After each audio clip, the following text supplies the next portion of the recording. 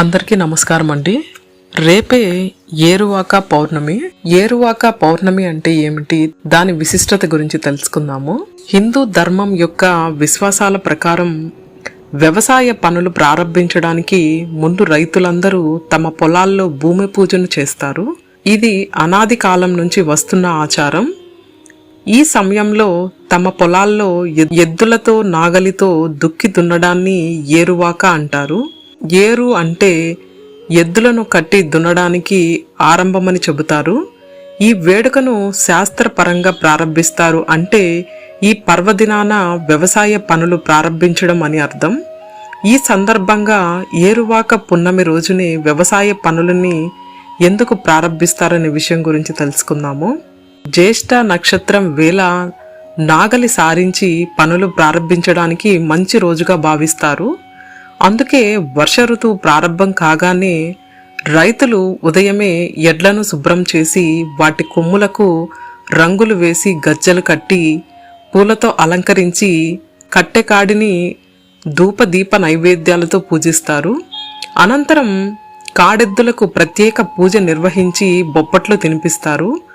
పొలానికి వెళ్ళి భూమాతను ఆరాధిస్తారు.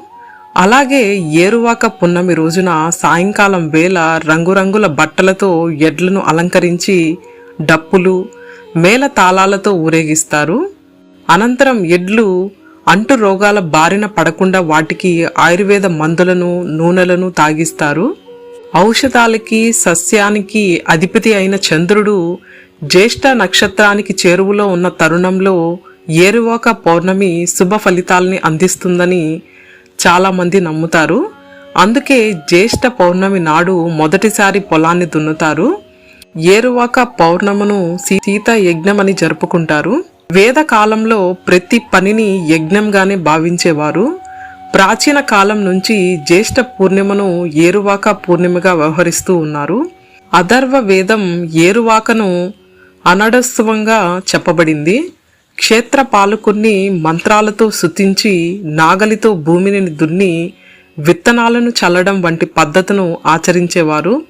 ఆ తర్వాత కాలంలో పరాశరుడు, బోధయనుడు మొదలైన మహర్షులు తమ గూహ్య సూత్రాలలో ఈ పండుగ గురించి ప్రస్తావించారు.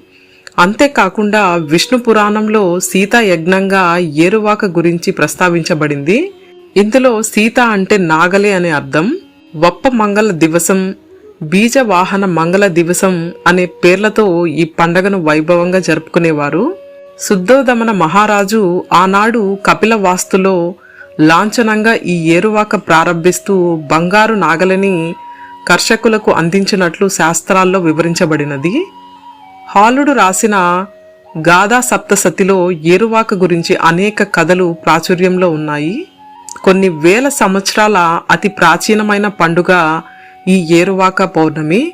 శ్రీకృష్ణ దేవరాయల కాలంలో కూడా ఏరువాక సందర్భంగా రైతన్నల ప్రస్తావన వచ్చింది.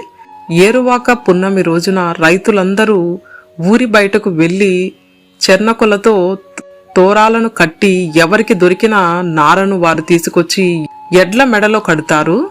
ఈ విధంగా చేయడం వల్ల పంట పొలాలు బాగా పండుతాయని, పశు సంపద మంచిగా పెరుగుతుందని వారి నమ్మకం. జై శ్రీరామ్.